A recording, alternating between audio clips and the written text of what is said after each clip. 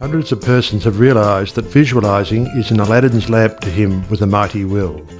General Foch says that his feelings were so outraged during the Franco-Prussian War in 1870 that he visualised himself leading a French army against the Germans to victory.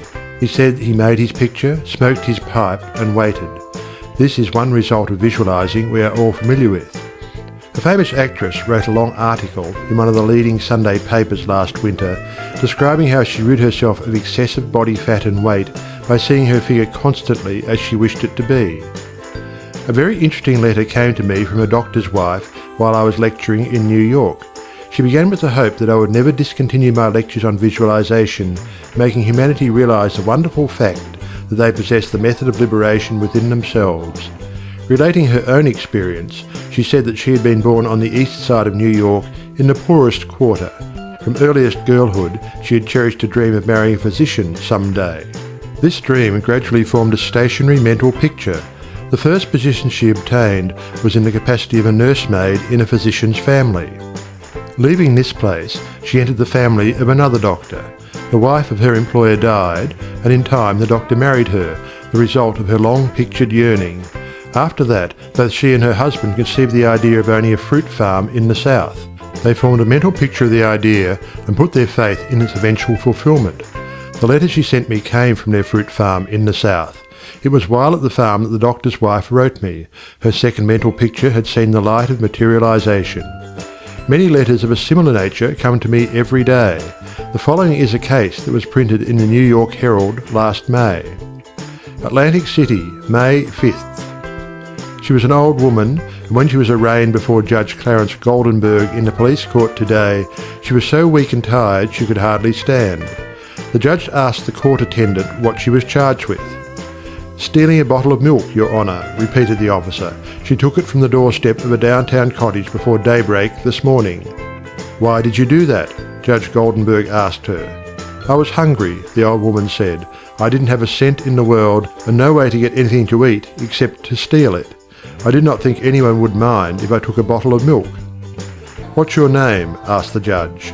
"Weinberg," said the old woman. "Elizabeth Weinberg." Judge Goldenberg asked her a few questions about herself. Then he said, "Well, you're not very wealthy now, but you're no longer poor. I've been searching for you for months. I've got $500 belonging to you from the estate of a relative. I'm the executor of the estate."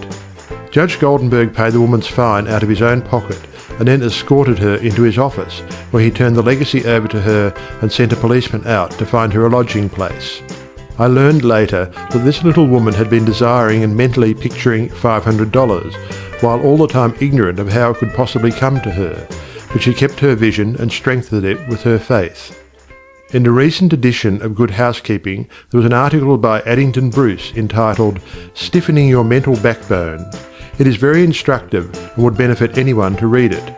He says, in part, "Form the habit of devoting a few moments every day to thinking about your work in a large, broad, imaginative way, as a vital necessity to yourself and a useful service to society." Huntington, the great railway magnate, before he started building his road from coast to coast, said that he took hundreds of trips all along the line before there was a rail laid. It was said that he would sit for hours with a map of the United States before him and mentally travel from coast to coast, just as we do now over his fulfilled mental picture. It would be possible to call your attention to hundreds of similar cases. The best method of picturing to yourself that which you may desire is both simple and enjoyable, if you once understand the principle back of it well enough to believe it. First, and above everything else, be sure of what it is you really want. Then specialise your desire along these lines. Perhaps you want to feel that you've lived to some purpose. You want to be content and happy, and feel that with good health and with successful business you could enjoy this state of mind. After you've decided once and for all that this is what you want, you proceed to picture yourself healthy and your business just as great a success as you can naturally conceive it growing into. The best time for making your definite picture is just before breakfast and before retiring at night. As it is necessary to give yourself plenty of time, it may be necessary to rise earlier than is your usual habit. Go into a room where you will not be disturbed. Meditate for a few moments upon the practical working of the law of visualizing and ask yourself, how did the things about me first come into existence? How may I find it helpful to get more quickly in touch with the invisible supply? Someone felt that comfort would be better expressed and experienced by sitting on a chair than on the floor. The very beginning of the meditation, the chair, was the desire to be at ease. With this came the picture of some sort of a chair. The same principle applies to the hat and the clothes that you wear. Go carefully into this thought of the principle back of the thing.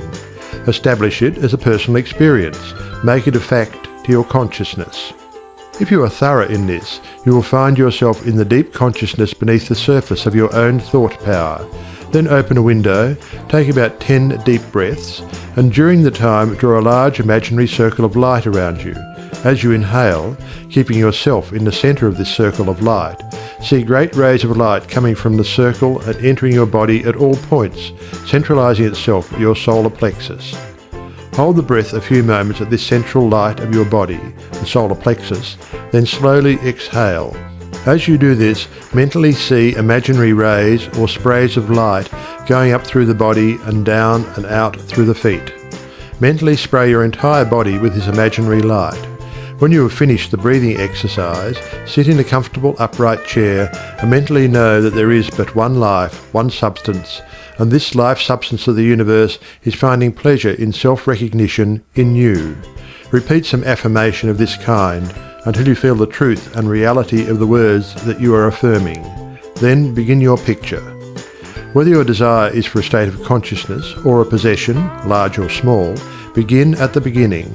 If you want a house, begin by seeing yourself in the kind of house you desire. Go all through it, taking careful note of the rooms, where the windows are situated, and such other details as help you to feel the reality of your concept. You might change some of the furniture and look into some of the mirrors just to see how healthy, wealthy, and happy you look. Go over your picture again and again until you feel the reality of it. Then write it all down just as you have seen it, with the feeling that the best there is mine. There is no limit to me, because my mind is a centre of divine operation. And your picture is as certain to come true in your physical world as the sun is to shine.